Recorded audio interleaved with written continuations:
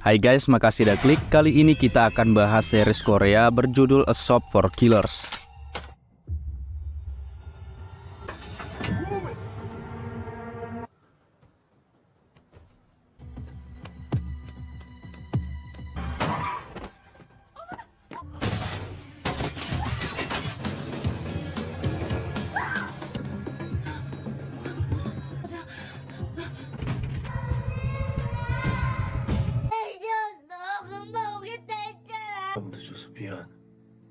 Oke guys, inilah A Shop for Killers. Cerita dimulai dengan sekelompok orang yang merasa bahwa mereka telah dibohongi oleh seseorang bernama Jiman. Mereka langsung mengejar seluruh keluarganya, termaksud keponakannya yang bernama Jian. Karena rumah Jiman cukup canggih, mereka memutuskan untuk menyusuri rumah-rumah itu dan mengincar keponakan Jiman dari jarak jauh. Keponakan Jiman, Jian, berada di sana bersama dua temannya, yaitu Bajungmin dan Sominhe. Dalam situasi terdesak seperti ini, Jian mengingat apa yang telah diajarkan paman tentang cara bertahan hidup, terutama ketika diserang secara tiba-tiba. Jiman selalu mengajarkan bahwa setiap hal yang diatur dengan sempurna selalu punya titik lemah, dan itulah yang diajarkan kepada Jian. Jian melakukan beberapa percobaan untuk mengetahui arah tembakan tersebut. Setelah beberapa kali mencoba, akhirnya dia berhasil mengetahui arah tembakan tersebut.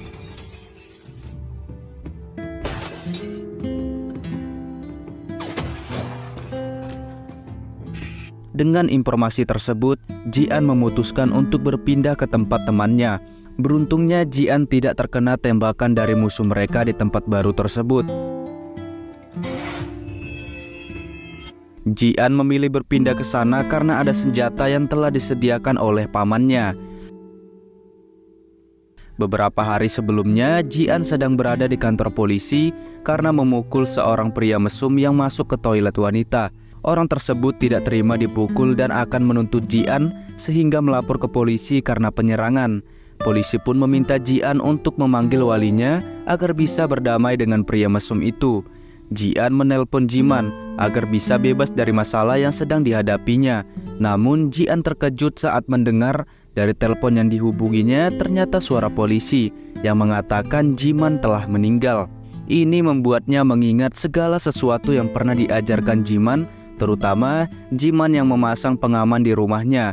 Mulai pembelian barang-barang anti peluru seperti lemari besi, jendela anti peluru yang awalnya terlihat aneh baginya. Jiman juga memotret identitas Jian dan meminta keponakannya untuk selalu mengingat nomor identitasnya, karena itu dipakai sampai mati. Jian tidak mengerti dengan maksud dari ucapan pamannya, namun Jiman meminta Jian untuk menghafalnya sekarang juga. Itulah kenangan terakhir bersama pamannya. Jian merasa belum sepenuhnya memahami tujuan pamannya meninggalkan barang-barang tersebut dan mencari tahu apa maksud dari semuanya. Ketika di taksi, Jian bertemu dengan teman pamannya Jian. Untungnya sopir taksi tersebut baik dan membantu Jian memberikan kartu namanya jika membutuhkan pertolongannya. Setelah itu Jian sampai di rumah sakit di mana jasad pamannya berada sekarang ini. Ia akan melakukan konfirmasi apakah tubuh yang berada di sana adalah Jiman pamannya. Meskipun Jian masih ragu karena pamannya melakukan bunuh diri, dilihat dari luka di lehernya yang tidak mungkin bisa dilakukan sendiri. Polisi menjelaskan kalau dari hasil rekaman CCTV tidak ditemukan adanya orang yang masuk ke rumahnya, dan besar kemungkinan Jiman mengakhiri hidupnya sendiri. Kecuali kalau Jian menyetujui untuk otopsi, namun Jian menolaknya. Jian kemudian melihat tato di telapak kaki Jiman yang belum pernah dilihat sebelumnya. Lalu teman masa kecilnya Bajungmin yang merupakan ahli IT dan pernah bekerja paruh waktu dengan pamannya datang mengunjungi. Jungmin mengedit foto Jiman untuk pemakaman karena Jian tidak memiliki foto Jiman sendiri. Jungmin juga menjelaskan bahwa dia adalah orang terakhir yang menelpon Jiman sebelum kematiannya, sehingga ia orang pertama yang dihubungi polisi. Pamannya ditemukan di kamar mandi dan Jungmin akan membantu membersihkannya. Setelah itu Jian berada di rumah duka dan menyambut teman-teman pamannya yang mendatangi rumah duka. Jian dibantu oleh paman taksi dan ia memberitahu siapa saja yang mengirimkan buket bunga. Tetapi ada satu orang bernama Lohan yang mengirimkan buket bunga, tetapi paman taksi itu tidak mengenalinya. Saat Jungmin membersihkan kamar mandi Jiman, dia menemukan bercak darah di laci kamar mandi tersebut. Ternyata ia menemukan handphone Jiman yang masih model lama. Kembali ke rumah duka, teman-temannya membicarakan mengenai pekerjaan Jiman. Ada yang mengatakan kalau Jiman adalah anggota gangster tawon. Ada juga yang bilang Jiman anggota BIN. Lalu si supir taksi menghampiri mereka dan memarahinya. Ia mengungkit kalau bukan karena bantuan Jiman, mungkin dirinya dan teman-temannya akan meninggal. Ayahnya dulu mengalami kebangkrutan dan ingin mengakhiri hidupnya dengan mengajak si supir taksi dan adiknya dengan menghirup asap arang.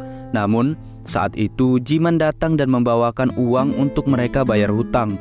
Teman-temannya setelah mendengar cerita si supir taksi langsung sedih. Sementara itu Jiman telah dikremasi dan Jian telah merelakan kepergian pamannya. Meskipun masih penuh pertanyaan di kepalanya. Sebelum melanjutkan perjalanan, Jian memutuskan untuk merokok sebentar, dan si supir bus yang perawakannya tinggi besar membantu menyalakan api. Ia menjadi bahan pembicaraan teman-teman Jiman karena raut wajahnya yang tidak sedih, dan mereka juga mengira mereka tidak dekat. Setelah di rumah, Jungmin langsung pamitan setelah membersihkan kamar mandi Jiman. Jian mengatakan bahwa setelah merasa agak tenang, dia akan mengajak Jungmin makan bersama nanti. Saat di dalam, Jian teringat kenangan bersama pamannya di setiap ruangan. Jian telah tinggal bersama Jiman selama lebih dari 10 tahun setelah ditinggal oleh kedua orang tuanya. Dalam kesedihannya yang tak terbendung, Jian menangis karena merasa bersalah tidak tahu apa yang terjadi pada pamannya. Dia merasa bahwa Jiman mungkin menyembunyikan sesuatu dan tidak ingin merepotkannya karena selama ini ia berpura-pura menjadi orang kuat. Jungmin datang lagi karena ia lupa menyerahkan telepon yang ditemukannya.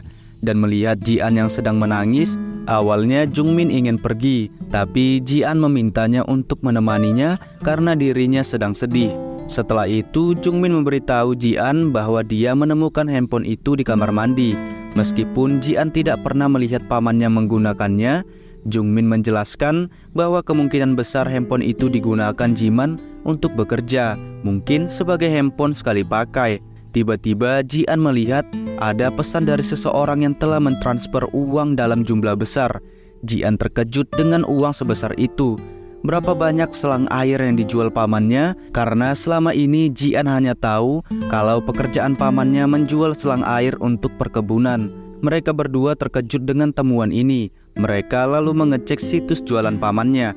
Ternyata situs tersebut awalnya adalah situs pertanian, tetapi di baliknya ada situs jual beli senjata. Ada juga tulisan di aplikasi jualan yang diperbaiki oleh Jungmin. Jian menyadari bahwa tulisan itu sangat mirip dengan tato di kaki pamannya yang dilihatnya di tempat pemakaman. Mereka terkejut ketika mendapat pesan yang muncul dari seseorang yang mengaku sudah membayar barangnya, namun tidak dikirim.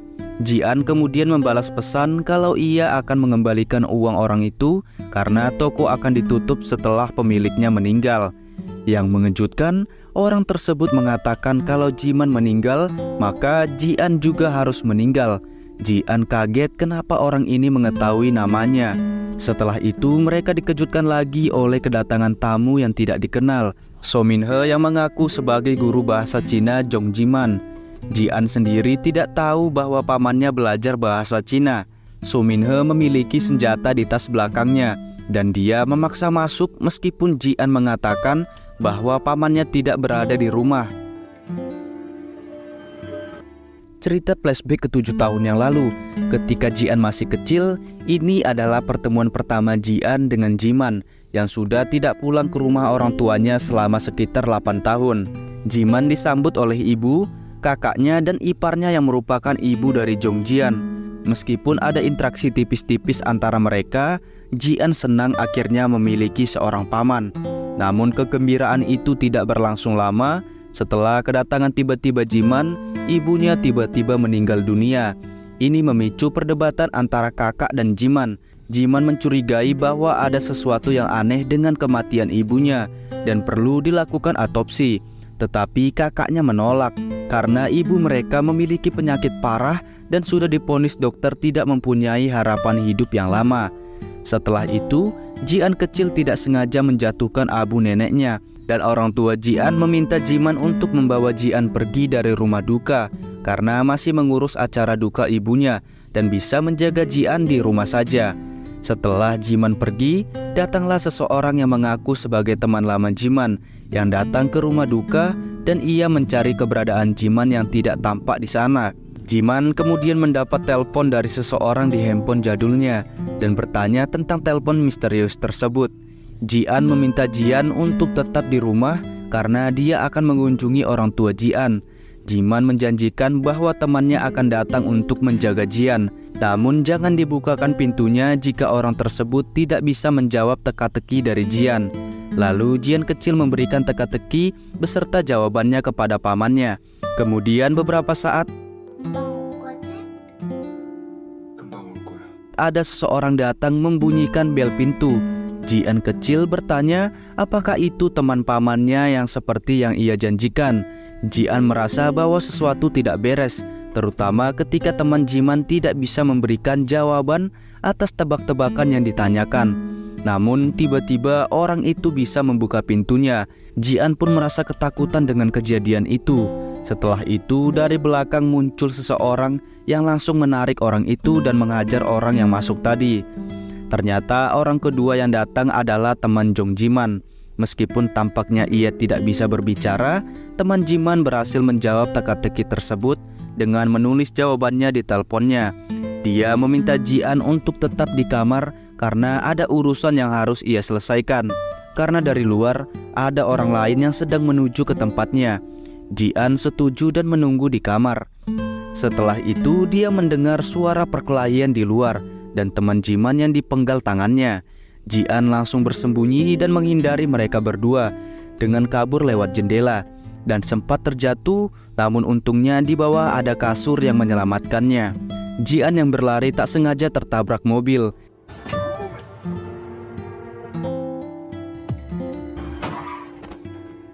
Dia kemudian dibawa ke rumah sakit dan untungnya Jian selamat dari kejadian itu. Malam harinya saat tidur Jian bermimpi bertemu dengan Heina yang membawa tangan teman pamannya yang meninggal dan mendekatinya. Jian kecil pun ketakutan dan setelah itu ia menyadari bahwa dia sedang bermimpi.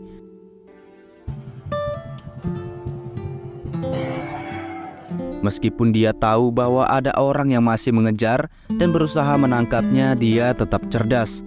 Ketika orang itu masuk ke ruangan Jian, ia dengan cepat bersembunyi. Ia menggunakan tangga darurat untuk turun dan menjauh dari orang yang mengejarnya. Namun, pengejaran tetap berlanjut dan Jian mencari tempat persembunyian baru. Akhirnya dia memutuskan untuk masuk ke kamar mayat sebagai tempat persembunyian terakhirnya. Di dalam dia menemukan kalau jenazah yang ada di sana adalah ibunya sendiri. Orang yang mengejarnya juga masuk ke dalam. Mengetahui bahwa Jian berada di sana, Jiman tiba-tiba muncul dan berhasil mengalahkan kedua pengejar itu. Ia pun menyelamatkan Jian. Jiman melihat keponakannya dengan kasihan, mengangkatnya dan membawanya pulang. Setelah kejadian itu, Jian resmi pindah ke rumah Jiman karena keluarganya sudah tidak ada lagi dan dia hanya memiliki Jiman sebagai pamannya. Meskipun Jian telah mengalami banyak kejadian traumatis, Jiman meminta Jian untuk tetap kuat dan tidak akan memanjakannya seperti yang dilakukan oleh orang tuanya. Jiman memperhatikan Jian dengan penuh perhatian. Meskipun Jian terlihat pendiam dan enggan berbicara setelah peristiwa tragis tersebut. Meskipun pendiam, Jiman sangat memperhatikan terhadap Jian dan berusaha memberikan dukungan dan kasih sayang yang diperlukan oleh keponakannya yang baru saja mengalami kejadian mengerikan. Dia mengalami trauma yang mendalam dan bahkan tidak bisa berbicara. Di sekolah, dia sering dijadikan bahan ejekan oleh teman-temannya, kecuali oleh temannya Bajungmin yang tetap berusaha membantunya. Tidak ada yang mau berteman dengan Jian kecuali Jungmin. Suatu hari ketika Jiman terlambat menjemput Jian pulang sekolah, Jian marah dan ngambek sehingga Jiman terus membujuknya untuk naik ke mobil. Walaupun hujan lebat, Jian tetap enggan naik. Jiman meskipun sabar akhirnya meninggalkan Jian di sana. Namun ketika Jian tetap berusaha mendekati Jiman, hubungan mereka semakin rumit. Jian dan Jiman hidup seperti orang asing satu sama lain. Meskipun Jian terus mencoba untuk mendekati Jiman, Jiman terlihat menjauh dan tidak terlalu memperhatikan Jian. Suatu hari guru Jian memberitahu Jiman bahwa Jian kesulitan dalam menjalani kehidupannya di sekolah, terutama karena teman-temannya yang tidak suka padanya. Namun Jiman hanya mengatakan bahwa masalah tersebut harus diselesaikan oleh Jian sendiri. Perlakuan teman-temannya di sekolah semakin menjadi-jadi. Mereka mengunci Jian di gudang dan meninggalkannya sampai malam.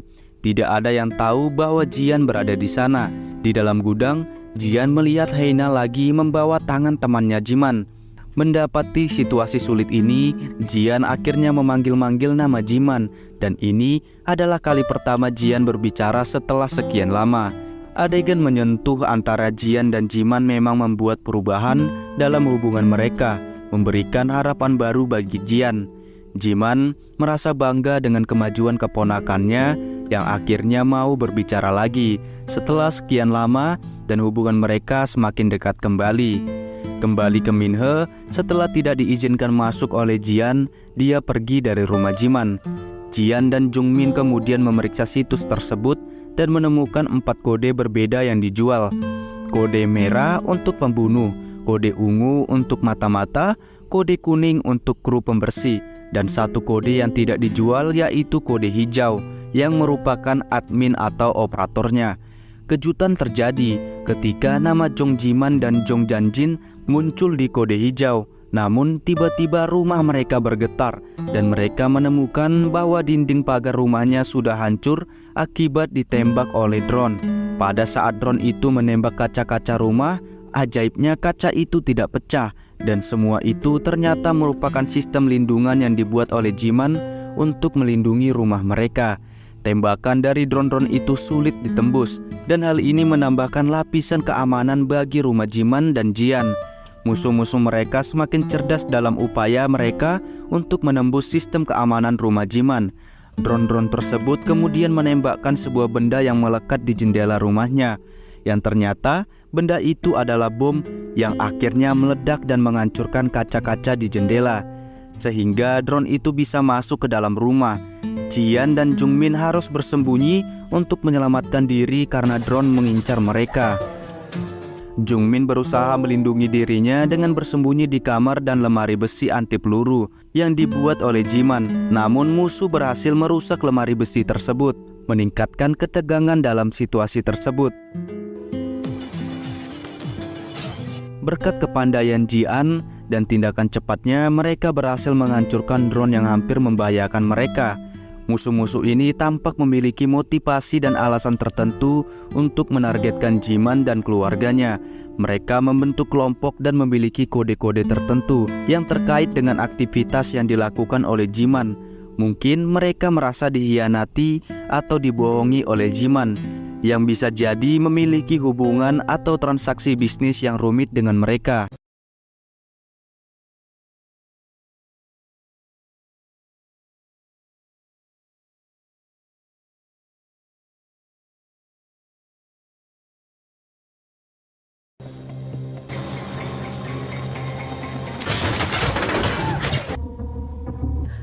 你跑不掉了。"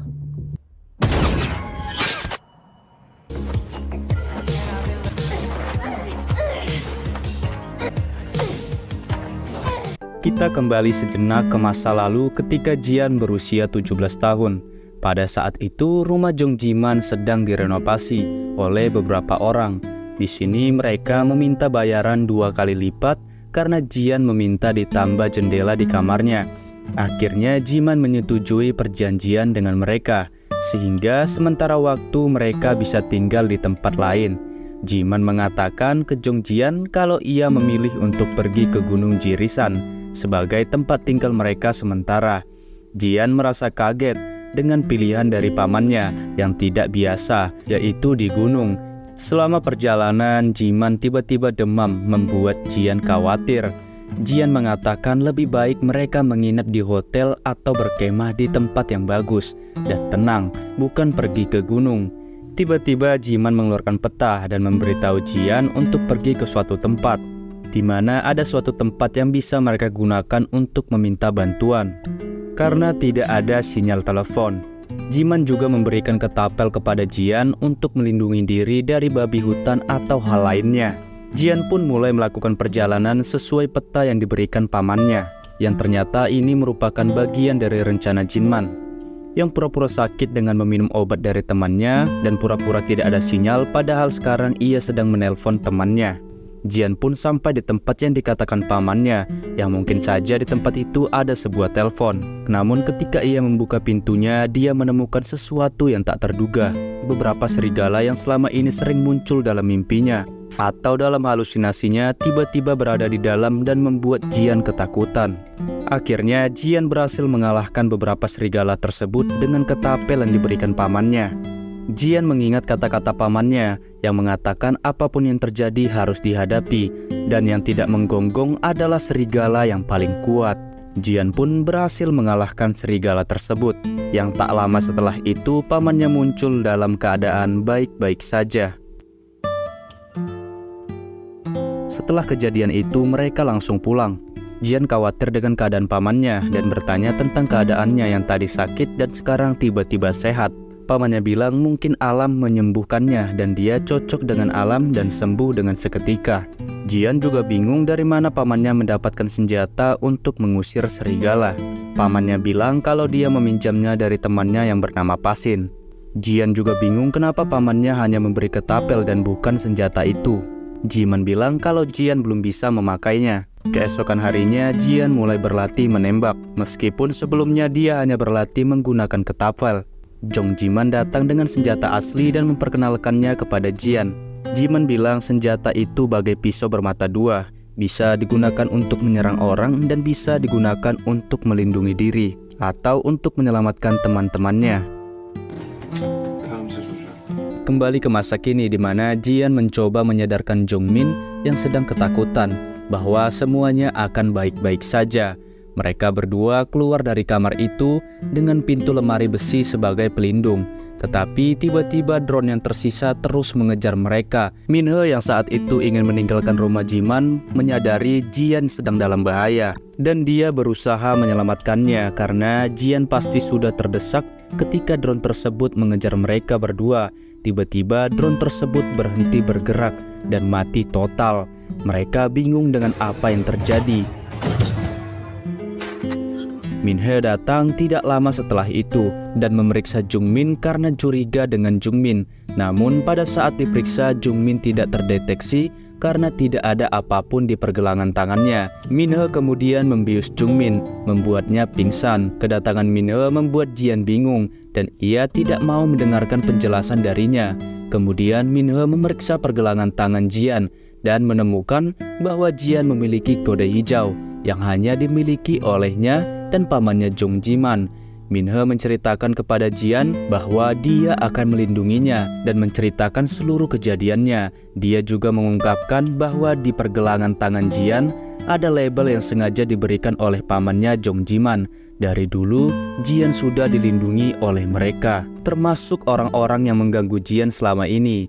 Semua akan dihabisi oleh mereka karena Jian adalah kode hijau yang hukumnya wajib untuk dilindungi. Semuanya telah dipersiapkan oleh pamannya untuk melindungi keponakannya.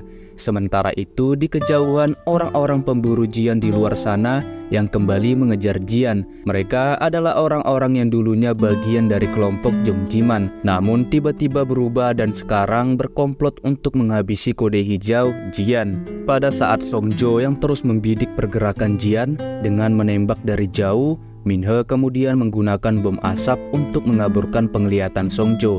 Songjo terkejut bagaimana di rumah itu ada bom asap dan meminta temannya yang lain untuk membantunya menghilangkan asap tersebut karena mengganggu penglihatannya. Mereka lalu mengirimkan drone untuk menghisap asap tersebut dan Minhe tentu saja tidak tinggal diam dan berhasil menembak drone itu sampai jatuh. Songjo akhirnya mengetahui siapa yang membantu Jian karena tampak Minhe di dalam teropong penglihatannya. dan ia mulai membidik Minhe sehingga tangannya terkena.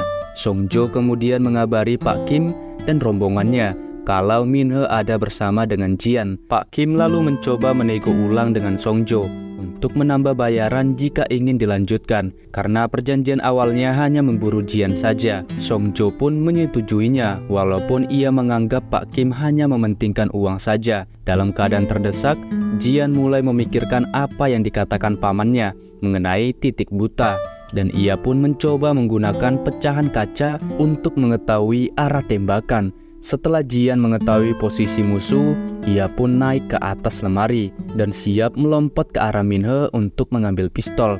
Beruntung pada saat ia melompat, tembakan dari Songjo meleset dan tidak mengenai Jian.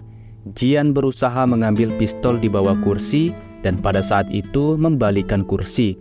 Ternyata ada senjata yang ukurannya lebih besar yang disembunyikan pamannya di bawah kursi. Minhe kemudian mengajarkan Jian untuk menggunakan senjata tersebut untuk membidik Songjo. Melihat Jian yang memiliki senjata yang digunakan membidik dirinya, Songjo langsung kaget. Jian berhasil menggunakan alat tersebut, akan tetapi tembakannya meleset dan malah terkena ke sopir Songjo. Jian mulai percaya bahwa Minhe akan melindunginya. Minhe memerintahkan Jian dan Jungmin untuk pergi ke gudang, dan selama perjalanan menuju ke sana, Minhe akan melindungi mereka. Beruntungnya, Minhe berhasil membawa Jungmin dan Jian ke gudang. Di dalam gudang, mereka menemukan bahwa kode untuk membuka pintu adalah nomor identitas Jian yang selalu diingat oleh Jian. Berkat ajaran dari pamannya dengan berhasil membuka pintu, mereka turun ke bawah dan menemukan ruangan besar yang seperti server komputer.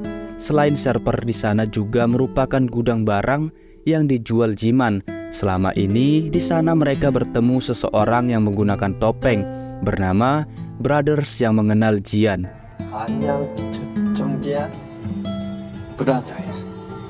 Sementara itu, musuh-musuh Jiman juga berhasil masuk ke gudang. Untungnya Minhe sudah siap untuk melindungi Jian. Seperti yang dijanjikan sebelumnya, semua orang dalam komplotan berhasil dikalahkan oleh So Minhe. Meskipun dia hampir terbunuh dalam pertarungan tersebut, namun dia berhasil melalui misi tersebut. Sekarang kita kembali pada saat Jiman menjadi saksi di pengadilan. Seorang jaksa yang memanggilnya untuk memberikan keterangan untuk kasus temannya yang bernama Bal. Ia dituduh melakukan sesuatu dan Jiman ditanyai apakah Bal telah menghabisi warga sipil atau tidak. Selanjutnya Jiman dihubungi oleh temannya bernama Junchol dan dia diberitahu bahwa musuh mereka Bal masih hidup dan Bal bersama Songjo sedang menuju ke rumah duka ibunya Jiman, menghubungi Honda untuk melindungi keluarganya, terutama Jian. Namun saat perjalanan Jiman ke sana, dirinya mengalami berbagai rintangan yang diatur oleh musuh-musuh mereka, termasuk mobil yang sengaja ditabrakkan oleh seseorang. Pada saat mobil Jiman berhenti, kembali ke situasi saat ini. Setelah Brothers memperkenalkan dirinya, dia mengakui sebagai anak buah Jiman dan mengenali Jian serta Bajungmin. Brothers kemudian melemparkan borgol dan Jian pura-pura menurutinya, dan Jian langsung menyerang Brothers sampai ia pingsan. Jian kemudian teringat dengan masa lalunya bersama Jungmian, cinta pertamanya. Mereka bertemu dan jatuh cinta pada pandangan pertamanya. Mereka menjadi dekat dan sering pergi bersama, dan juga Jungmian mengantarkan Jian pulang ke rumahnya. Namun ketika mereka akan berciuman, datang Jiman dan mengganggu momen itu, yang membuat Jian kesal dengan pamannya. Pria itu kemudian diinterogasi oleh Jinman, dan paman Pasing juga mengintimidasi pria itu. Jungmian pun langsung pulang karena takut ditanyai terus. Keesokan harinya saat Jungmian datang membeli kopi, ia yang melihat Jian juga bekerja di sana, ia justru menghindarinya dan tak jadi membeli kopi. Setelah kejadian itu, ia dan Jungmian jadi jarang ketemu lagi dan ia yakin itu adalah ulah pamannya yang melarangnya. Jian memprotes kepada pamannya yang selalu ikut campur dengan urusannya. Hingga kini dia tidak punya teman. Jiman kemudian menjelaskan kalau teman pertama Jian mencuri jam tangannya. Guru bimbelnya juga yang mengalami kasus pelecehan. Dan Jungmian tidak menggunakan helm saat berkendara dan menggunakan motor tanpa SIM. Jinman tidak menyukai pacar Jian karena masih SMA dan berperilaku tidak menyenangkan. Jian merasa Jinman selalu ikut campur dengan urusannya dan ia bekerja di luar karena bertekad nanti akan keluar dari rumah ini. Namun Jinman memberikan syarat, Jian harus bisa memukul wajahnya lalu dia boleh pergi dari rumahnya. Jian pun bertekad akan melakukannya. Kemudian ia bertanya tentang kejadian penyebab orang tuanya meninggal. Namun setiap Jian bertanya, Jinman selalu menghindarinya atau mengalihkannya. Keesokan harinya di dalam gudang, Paman Pasing berhasil mengajari Jian cara menggunakan forklift. Kemudian ia melihat pamannya yang memperhatikannya, dan ia mencoba mencuri kesempatan untuk memukul wajah pamannya sebagai syarat untuk pergi dari rumahnya. Jadi meskipun Jian sudah berlatih keras, dia masih belum bisa mengalahkan pamannya. Emosinya semakin tinggi dan ia terus berusaha menyerang Jinman, tetapi dihalangi Pasin yang berhasil membuat Jian pingsan.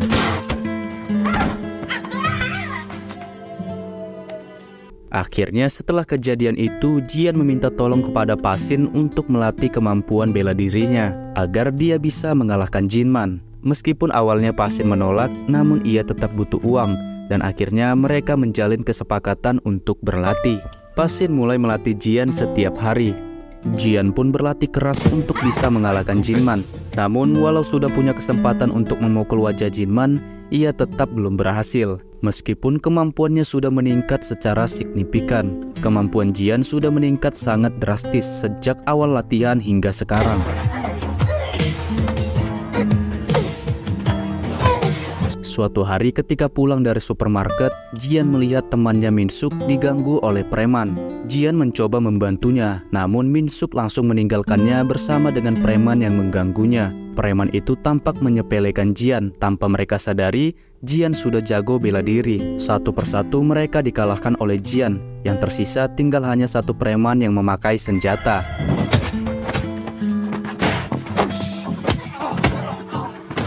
Tiba-tiba Jinman datang dan mengambil pisau pemuda tersebut dan memintanya untuk berhenti.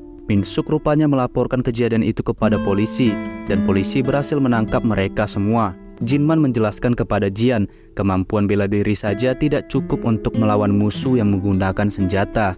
Dan Jinman menyarankan kalau ia mengalami situasi yang sama, lebih baik dia kabur saja.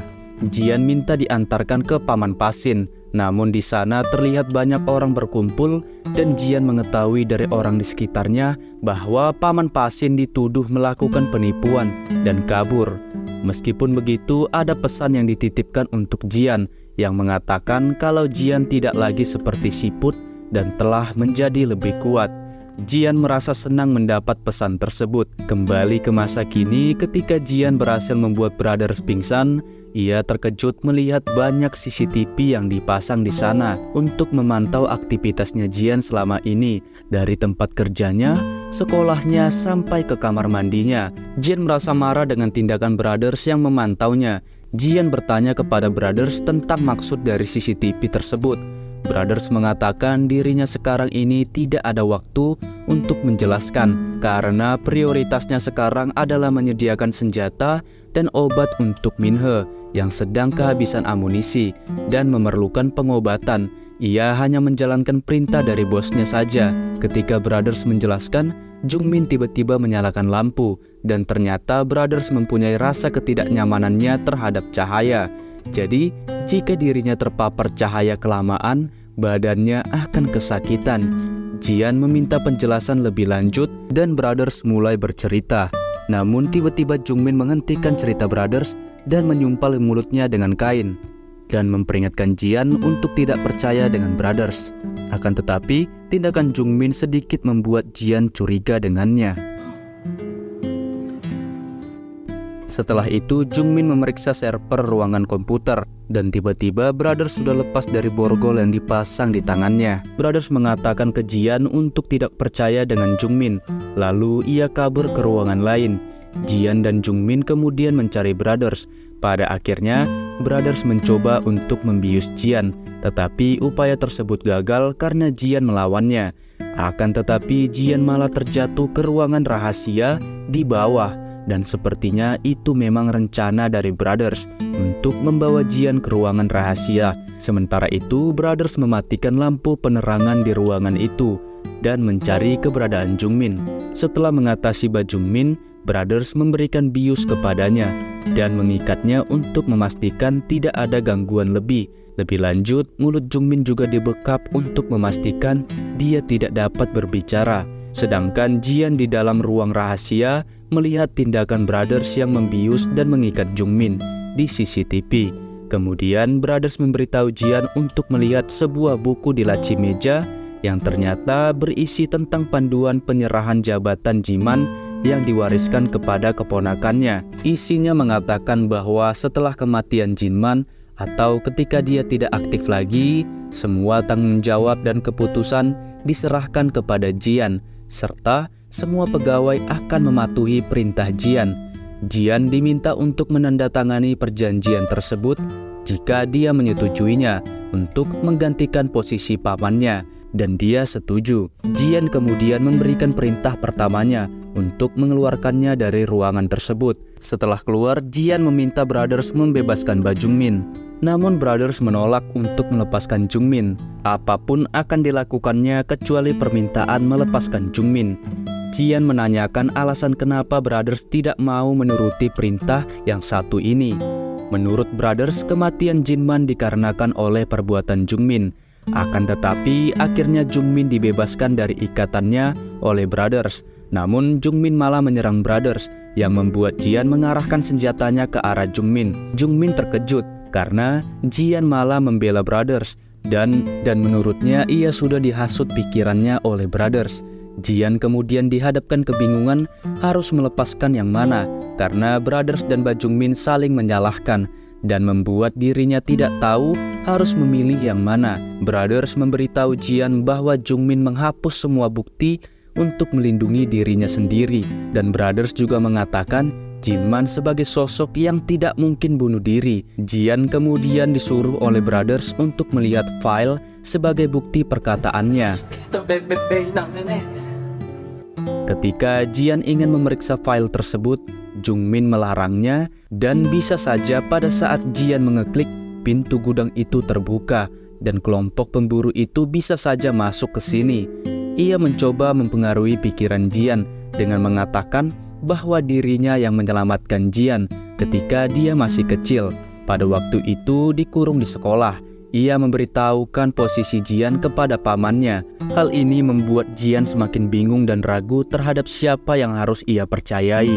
Jian kemudian teringat dengan masa lalu ketika ia meminta izin untuk memelihara kucing yang diberi nama Doni. Pamannya menyetujui Doni bisa dipelihara, tetapi Jian harus berani mengambil resiko atas keputusannya jika sesuatu terjadi kepada Doni dan tidak boleh menyesalinya. Jian akhirnya memilih melepaskan Jungmin dan menyuruh Brothers untuk pergi ke tempat Minhe agar mendapat obat dan senjata. Brothers menuruti perkataan Jian dan memberikan kacamata khusus kepada Jian sebelum ia pergi. Jian telah memutuskan keputusan sulit yang penuh ketidakpastian, tidak yakin siapa yang benar dan siapa yang seharusnya dipercayai. Setelah itu, Brothers naik ke atas untuk bertemu dengan Minhe, dan ternyata mereka sudah kenal sejak dulu dan sudah lama tidak bertemu. Setelah itu, Jungmin berterima kasih kepada Jian karena telah memilihnya, dan ia langsung memeluknya. Namun tiba-tiba Jungmin menyuntikkan obat bius kepada Jian dan mengatakan kepada Jian dia adalah salah satu orang yang mengurung Jian di dalam gudang.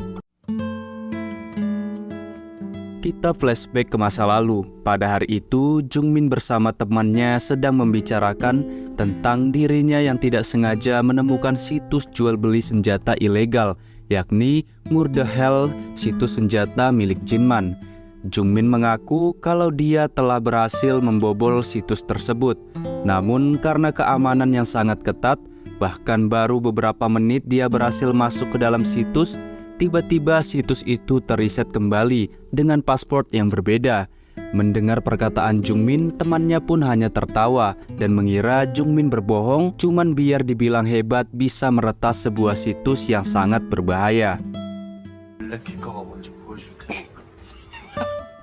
Namun setelah mereka pulang ke apartemen, tiba-tiba di lantai bawah ada seorang pria asing yang sedang merokok di pinggir jendela, yang dimana pria ini adalah salah satu musuh Jinman yang waktu lalu datang ke pemakaman, yakni si kembar. Namun karena Jungmin mengira dia warga baru di sana, ya sudah, Jungmin pun lanjut menuju kamarnya. Tapi begitu masuk ke dalam kamar, ternyata di sana sudah ada musuh Jinman yang lainnya yang sudah menunggu Jungmin.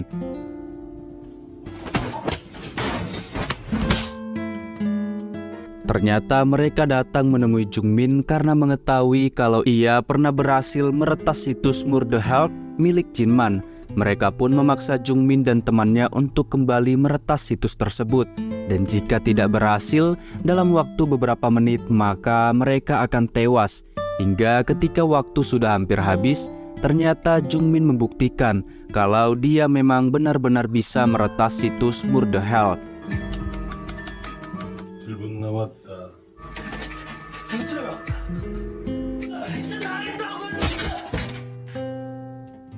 이 시체는 치워주시면.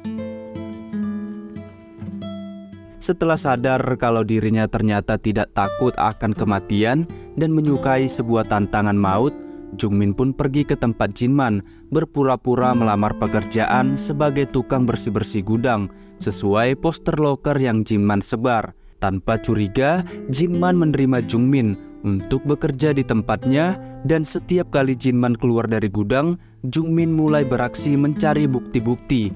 Kira-kira di manakah Murderhelp dan semua senjata-senjata itu disimpan. Dari mengawasi setiap gerak-gerik Jinman, menggunakan kamera tersembunyi yang ada di pena, sampai mencoba mengendap-endap masuk ke dalam rumah untuk mencari sedikit petunjuk. Namun tanpa disadari, ternyata gerak-gerik Jungmin juga sudah dipantau oleh Jinman.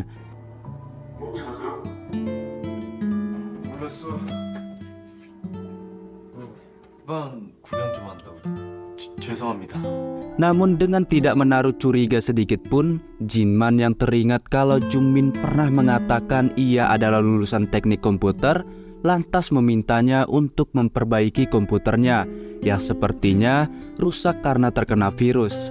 Tentu kesempatan ini pun langsung Jungmin ambil untuk meretas komputer milik Jinman.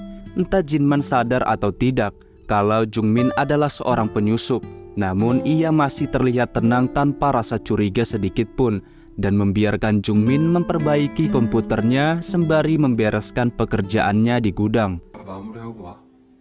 네. 별거 아니네.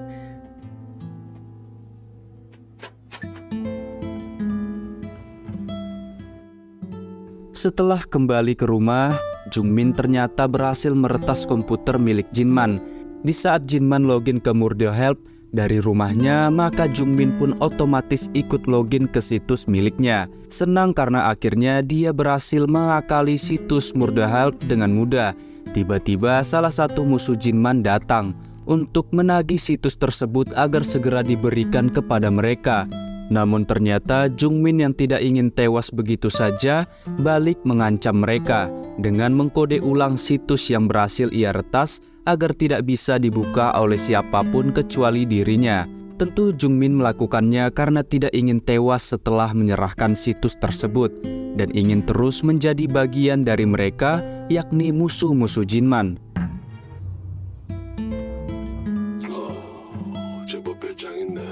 이렇게 나 이용해 먹고 죽이면 도로 못 되는 거야.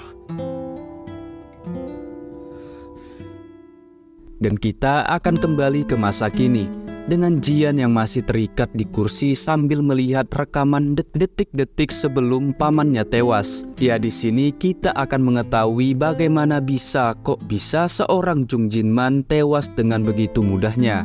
Di dalam rekaman tersebut, entah bagaimana caranya, Jinman ternyata mengetahui kalau Jungmin adalah seorang penyusup.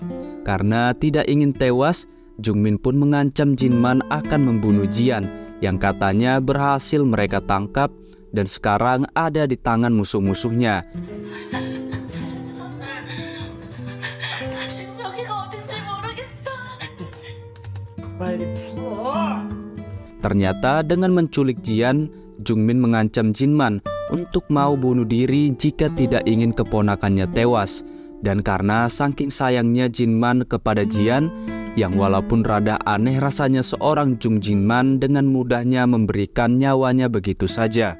Namun, ya disinilah akhirnya Jung Jinman pun merenggang nyawa karena diancam dan demi untuk menyelamatkan keponakannya Jian. 약속 지키라고 똑바로 전해.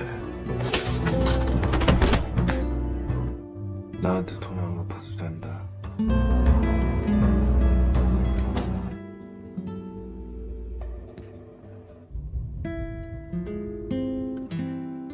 Namun ternyata semua ancaman itu hanyalah palsu. Yang rupa-rupanya suara Jian yang minta tolong hanyalah sebuah rekayasa atau deepfake yang dibuat oleh Jungmin. Entah bagaimana caranya, Jung Jinman bisa dengan mudahnya tertipu dengan suara rekaman palsu, sampai-sampai merelakan nyawanya. Tapi di sini, setelah mengetahui cara Jungmin membunuh pamannya, Jian malah tertawa dan mengatakan kalau Jungmin juga bodoh mau menuruti permintaan organisasi Babylon yang selama ini dia pikir ada di pihaknya. Karena dari awal saat mereka mencoba membunuh Jian, Jungmin yang selalu ada bersamanya pun berkali-kali hampir terbunuh oleh mereka, orang-orang Babylon yang katanya adalah pihaknya. Dari sinilah Jian percaya apapun yang dilakukan Jungmin, ujung-ujungnya dia juga pasti akan dibunuh setelah misi mereka selesai.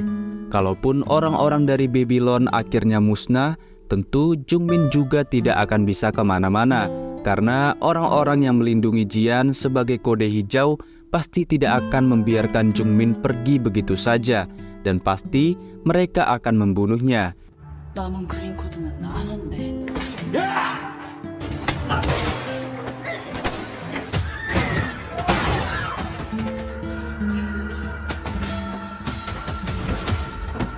Setelah berhasil meloloskan diri, Jian yang tidak bisa kemana-mana pun berusaha sebisa mungkin untuk mencari cara kabur dari sana atau harus melumpuhkan Jung Jinman.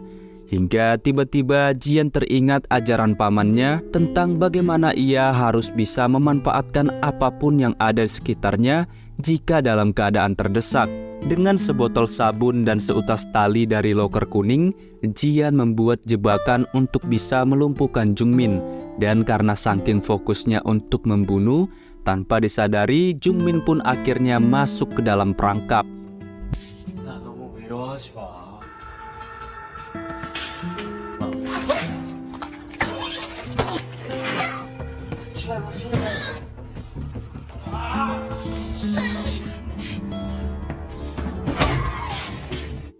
Di luar gudang, Brother dan Minhee yang berhasil selamat sudah sangat kebingungan bagaimana caranya menghadapi puluhan orang yang ada di luar sana dengan sisa amunisi yang hanya tinggal sedikit.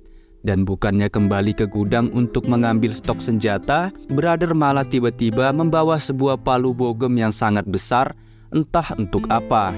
Yang ternyata Brother sudah mengetahui kalau Jinman rupa-rupanya telah menyiapkan beberapa senjata di balik tembok untuk situasi seperti ini. 집을 살게 해야죠.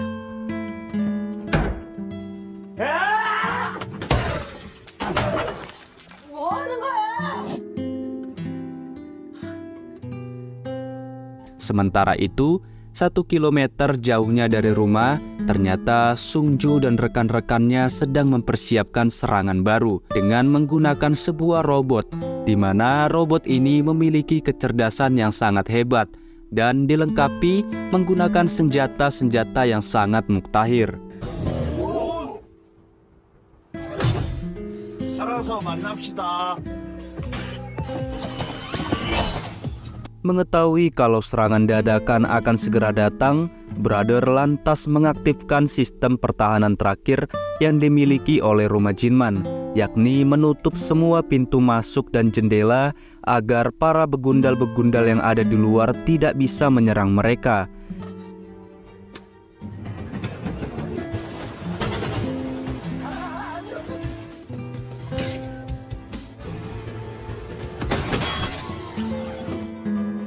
Sambil menyaksikan Minhe dan brother dari CCTV, Jian mulai ragu dan tidak tahu harus berbuat apa.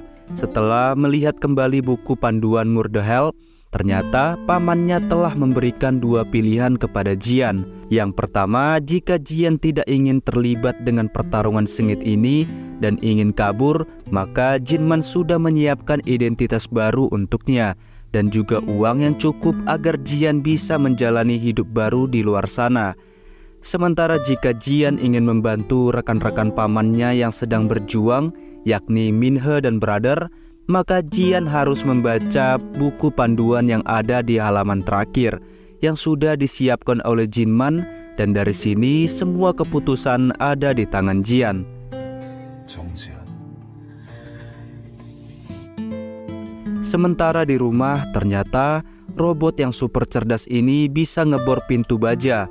Dengan senjatanya, Minhe dan brother yang sudah terkepung pun bersiap-siap menggunakan masker karena gas akan disemburkan untuk melumpuhkan mereka.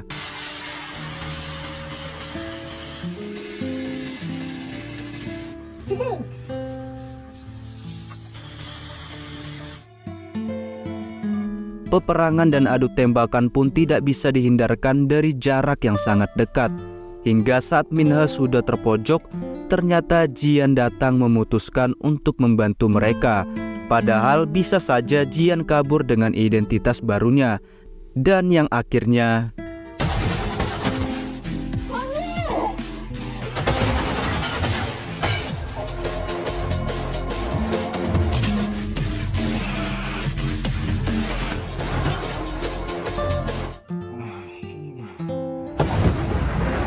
namun setelah bom diledakkan, ternyata satu begundal lagi tidak tewas karena ledakan itu. Karena Minhe sudah terluka parah, mereka pun tidak bisa lagi melindungi Jian. Dengan semua ilmu bela diri yang sudah ia pelajari, Jian berusaha melawan dengan mengeluarkan semua jurus-jurusnya untuk bisa membungkam si begundal. Namun apa daya, perbedaan fisik memang sangatlah berpengaruh, sehingga Jian tidak bisa menumbangkannya. Dan ketika ia sudah terkapar dan hampir saja dieksekusi, tiba-tiba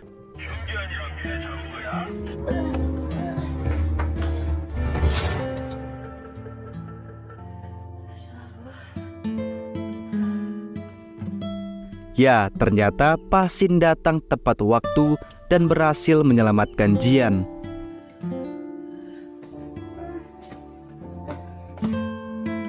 준비하자. Saat para anak buah Babylon tidak ada yang tersisa, ternyata Bel, orang yang mendalangi semua penyerangan kepada Jinman, selama ini mengawasi mereka dari kejauhan. Melihat anak buahnya yang gagal, Bel pun meminta agar si kembar untuk mengurus sisanya. Dan siapakah Bel sebenarnya? Kenapa ia sangat dendam kepada Jinman? Mari kita flashback ke beberapa tahun sebelumnya untuk menguak ceritanya. 뭐야?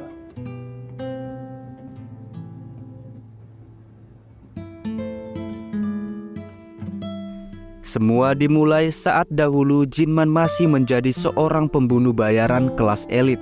Jinman sebagai kapten memang dikenal tidak takut mati karena baginya misi adalah satu-satunya yang paling penting. Masalah nyawa belakangan. 우리 다 죽는다고! 다 끝장납니다. Dan pada malam itu mereka sedang mendapatkan tugas untuk mengawal seorang pengusaha kaya raya dan membawanya kembali ke Korea.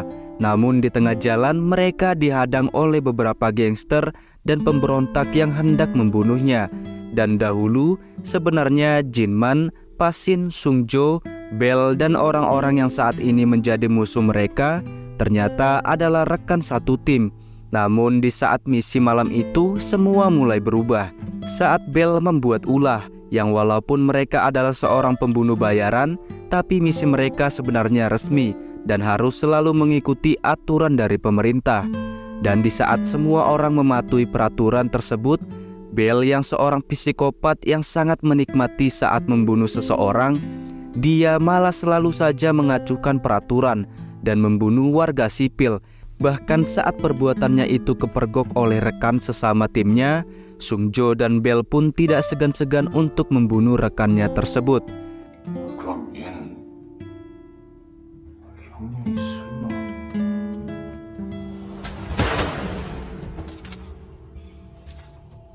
Merasa ada yang tidak beres karena Bell dan Sung-jo tidak kunjung kembali, Jin-man dan Pa-shin mencoba mencari tahu apa yang sebenarnya terjadi. Di saat itulah Jin-man pun melihat kalau rekannya sudah tewas dan ada beberapa warga sipil yang juga tergeletak di hadapannya.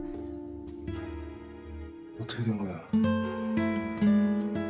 Namun dengan piciknya, Bell dan Sung-jo mencoba membodohi Jin-man dengan mengatakan mereka tidak tahu apa-apa tentang kejadian itu karena saat sampai di sana rekan mereka sudah tewas, begitu juga dengan warga sipil. Tapi kebohongan Bell tidak bisa ditutupi kala tiba-tiba ada seorang bocil yang datang membawa senjata menodong mereka dan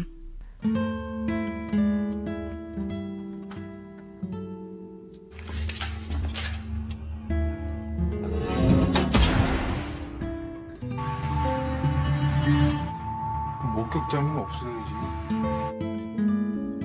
setelah Bell membunuh warga sipil yang tidak berdosa, pengadilan pun digelar untuk bisa mengadili Bell atas perbuatannya.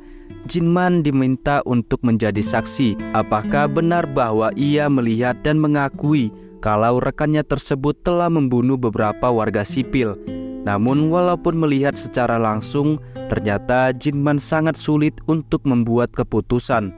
Rupa-rupanya beberapa rekannya menantang Jin-man yang hendak menjebloskan Bell ke dalam penjara dengan hukuman mati.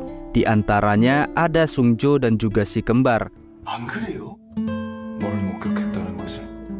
Karena sulit untuk membuat keputusan, Jin-man lantas melaporkannya kepada atasan mereka, yakni Lee Yong-han, kalau memang benar Bell telah melenceng dari peraturan dan membunuh banyak sekali warga sipil saat menjalankan operasi.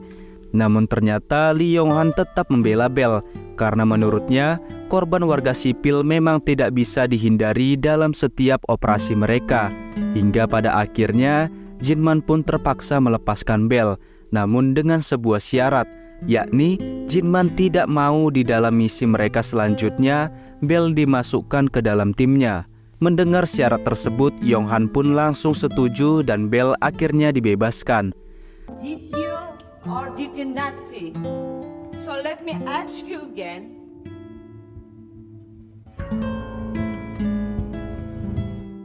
I didn't.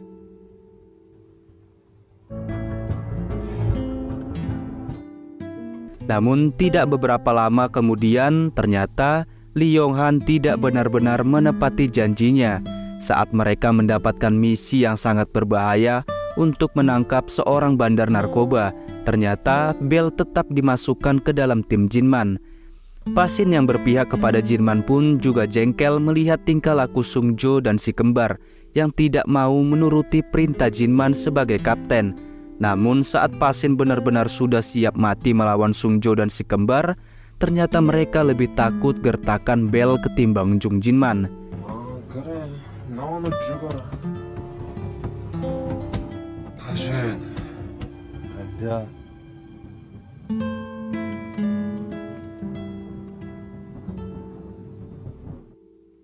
Dan sebelum misi dimulai, Jin-man yang benar-benar sudah tidak bisa mentolerin perbuatannya, ia lantas memperingati Bell untuk tetap patuh pada peraturan dan di bawah perintahnya untuk tidak lagi ada warga sipil yang menjadi korban. Namun ternyata bukannya mematuhi Jin-man sebagai kapten, Bell malah semakin membuatnya kesal karena memang sangat bandel dan malah seperti hendak menantang Jin-man. 버리고 싶어하는 눈빛이더라고. 쓸데없는 소리 하지 말고 대답이나 해.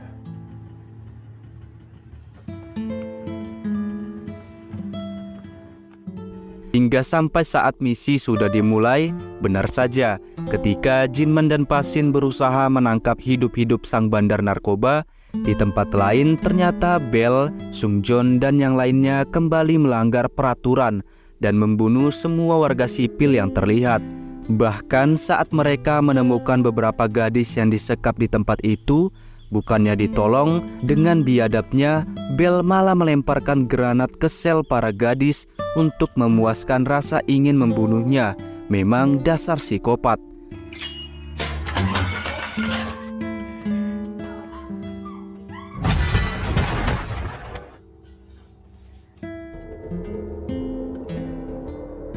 Mendengar ada ledakan hebat, Jinman pun segera menuju ke sumber ledakan untuk mencari tahu, dan setibanya di sana, Jinman yang melihat kalau Bel sudah benar-benar sangat kelewatan, ia pun menodongkan pistolnya untuk segera mengeksekusi Bel saat itu juga. Namun sampai beberapa detik kemudian, ternyata Jinman masih ragu untuk membunuhnya, bukan karena takut, tapi memang dia tidak bisa untuk membunuh rekannya sendiri, walaupun itu seorang Bel yang sangat psikopat. 당겨봐. 팀장한테 뭐 해달라는 뜻이냐?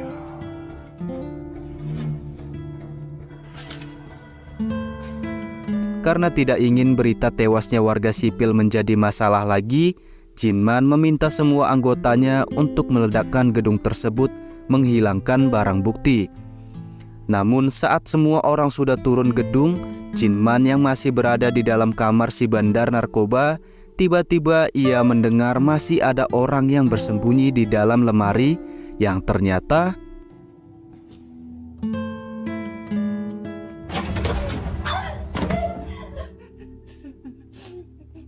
ya, rupa-rupanya dari sinilah awal mula Jinman bertemu dengan Minhe.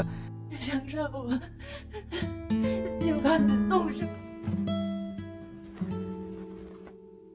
Setelah memasang semua bom di setiap sudut gedung, mereka pun segera meninggalkan tempat itu dengan membawa si bandar narkoba. Namun Jinman meminta mereka untuk pergi terlebih dahulu, sementara ia akan tetap berjaga di sana sampai gedung itu benar-benar hancur.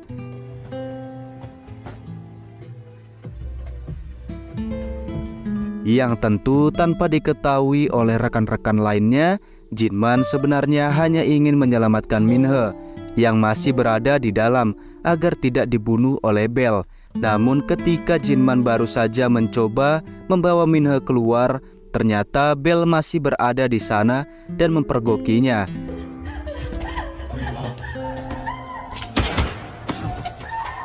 Karena Bel adalah seorang psikopat yang sangat-sangat haus akan darah, Bel pun berusaha membunuh Minhe walaupun ia dalam perlindungan Jinman.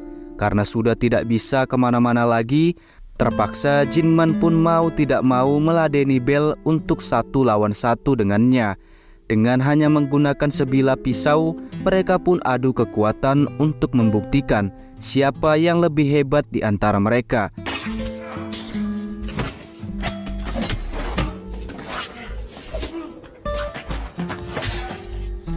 Namun setelah beberapa kali serangan, ternyata Jinman tidak mampu untuk mengimbangi Bel. Tentu karena Jinman yang masih memiliki hati tidak ingin membunuh rekannya sendiri. Sementara Bel adalah seorang psikopat yang siap membunuh siapapun tanpa alasan. Namun di saat nyawa Jinman sudah di ujung tanduk, tiba-tiba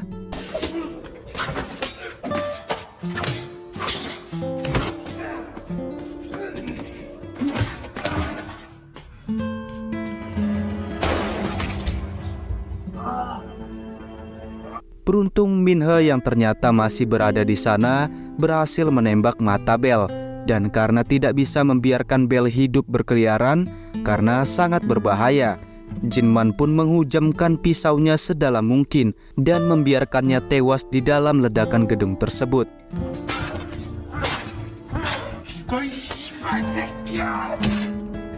내가 네 가족.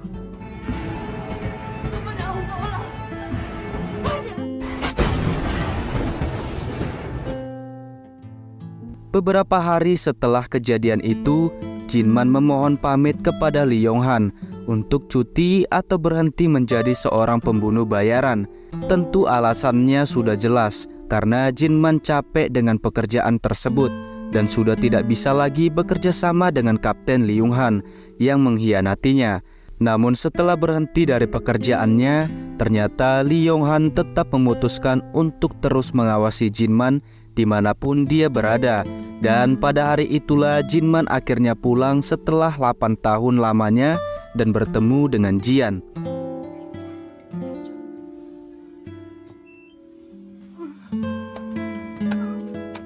너는 이름이 뭐야? 지안, 정지안. Beberapa bulan kemudian, di sebuah perbukitan, Sungjo yang juga sudah keluar dari organisasi masih melatih keahliannya dengan sniper yang selalu ia bangga-banggakan. Dan di saat itulah, saat Sungjo sedang fokus-fokusnya, tiba-tiba yang entah bagaimana ceritanya, bel yang sudah ditikam sampai tembus ke jantung, bahkan sudah diledakkan sekalipun, ternyata masih hidup dan berdiri di hadapan Sungjo.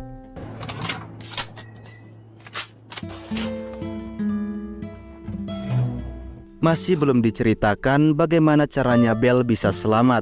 Yang jelas dari sinilah awal mula Jinman dan juga keluarganya diincar oleh Bel untuk membalaskan dendamnya. Setelah Bel selamat dari ledakan bom, dia kembali untuk balas dendam dengan menghancurkan seluruh keluarga Jinman. Lalu dari sinilah terbongkar jika kematian ibu Jinman dan kedua orang tua Jian merupakan ulah Bel dan anak buahnya. Bahkan mereka membunuhnya dengan cara yang sadis.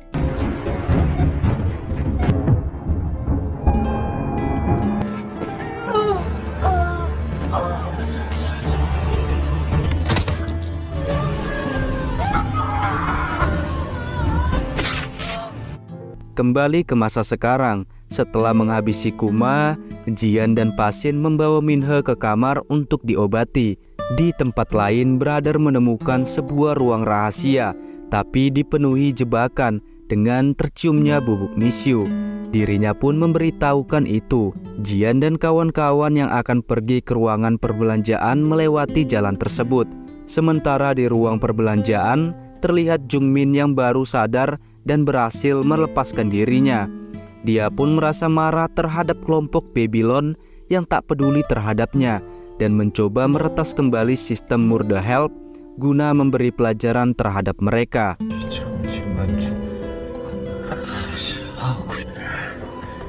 Brother yang sedang membuka laptopnya mengetahui jika sistemnya sedang disadap oleh Jungmin. Minhe yang mendengarnya pun merasa kesal karena dirinya tak dari awal saja membunuh Jungmin. Nah, di saat yang bersamaan, robot anjing yang sudah korslet tiba-tiba bergerak kembali dan mengeluarkan sebuah gelombang suara yang membuat Jian dan kawan-kawannya kesakitan. Di tengah telinga yang melengking, Pasin beberapa kali menembak robot anjing itu, namun tak berpengaruh sedikit pun.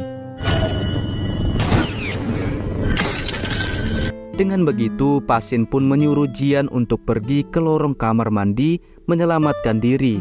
Akan tetapi, di saat itu tiba-tiba sebuah mobil menerobos masuk dan hampir menabrak Minhe yang akan menghancurkan robot anjing. Ternyata mereka adalah si kembar dan Sungjo. Minhe yang mencoba melawan pun segera ditembak oleh si kembar.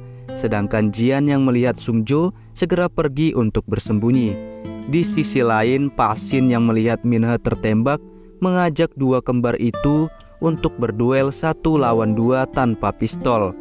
Meski begitu, Pasin terlihat masih bisa mengimbangi serangan dua kembar dan bahkan dia unggul. Kembali ke ruang lain, Sungjo mencari Jian yang bersembunyi di sebuah kamar. Saat Sungjo mencoba mencari di bawah ranjang, tiba-tiba Jian melakukan serangan. Namun tentu saja serangan itu bisa diatasi dengan mudah oleh Sungjo. Tapi dari belakang datang Brother memukul kepala Sungjo. Walaupun itu hanya geli-geli saja baginya, Brother pun mencoba menghalangi Sungjo dan menyuruh Jian untuk kabur. Namun sayang, Brother bukan tandingan Sungjo dan harus tertembak olehnya. Ketika Jian melewati tempat Pasin, si kembar melihatnya dan mencoba menangkap Jian. Namun Pasin dengan menggunakan bingkai foto mengait leher salah satu si kembar hingga meninggal. Jian pun kembali disuruh kabur oleh Pasin. Sedangkan si kembar yang satunya terlihat murka terhadap Pasin karena telah membuat saudaranya pergi ke neraka. Dia pun membabi buta menembaki Pasin. Di sisi lain, Jian pergi ke gudang untuk bersembunyi dan dia kebingungan harus melakukan apa. Tapi saat melihat sebuah senjata, Jian mencoba memberanikan dirinya dengan menampakkan dirinya di depan Sungjo sambil menodongkan senjata tersebut. Melihat itu, Sungjo tak takut sedikit pun.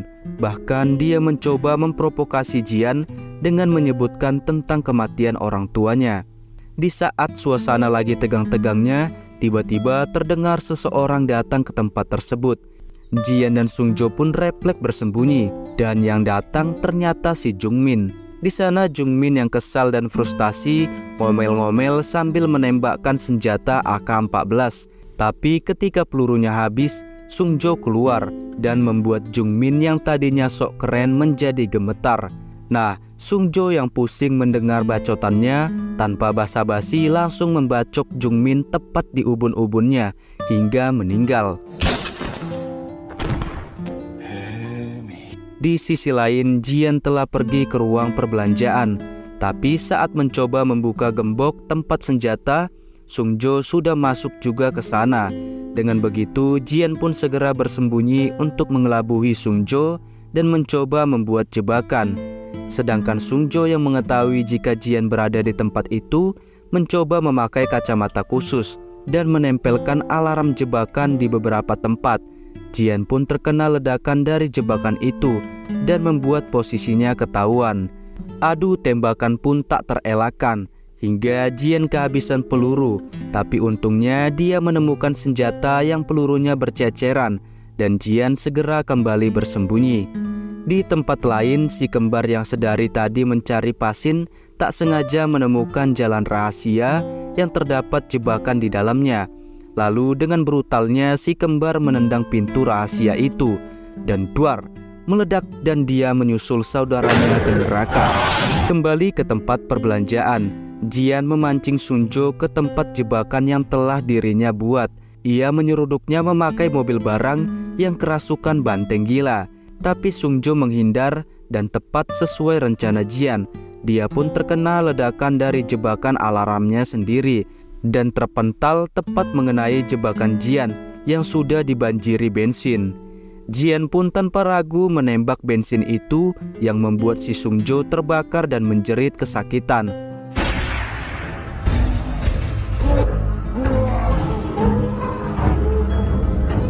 Namun sialnya, alarm kebakaran berbunyi dan mengeluarkan air yang membuat Sungjo selamat. Sungjo pun murka dan mencoba menerkam Jian dengan pisau dapurnya. Akan tetapi Jian mendahuluinya dengan mengheadshot Sungjo dan membuatnya is dead.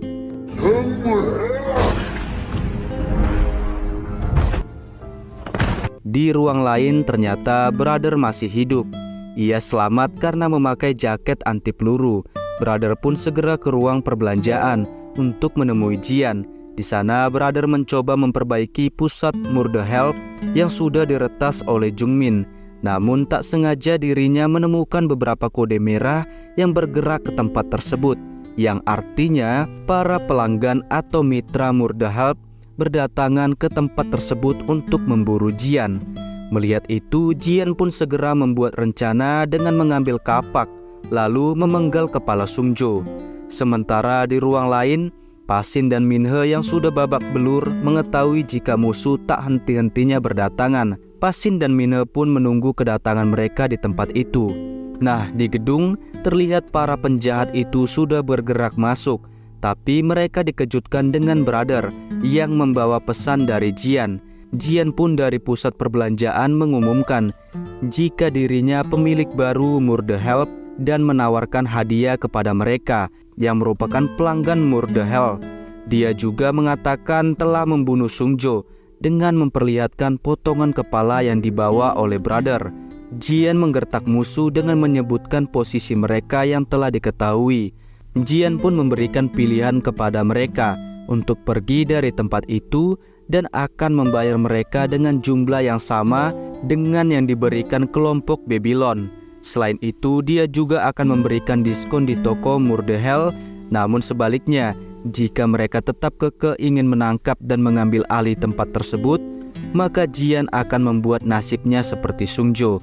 Mendengar itu, mereka pun takut, ngeri, dan memutuskan untuk pergi dari tempat itu karena keuntungan yang mereka dapat jauh lebih banyak. Melihat itu, Jian menghela napas, lega karena rencananya berhasil. Kemudian dari ruang atas Pasin melihat jika mereka sudah pergi. Tapi saat kembali ke kamar, terlihat Minhe yang sudah nyungsep dengan senjata yang perlahan jatuh dari tangannya. Nah, apakah Minhe mati?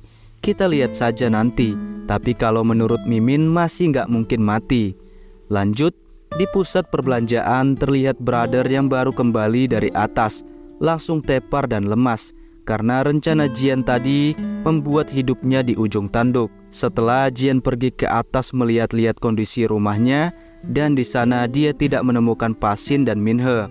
Ia pun keluar dengan perasaan campur aduk, tak percaya dengan apa yang terjadi.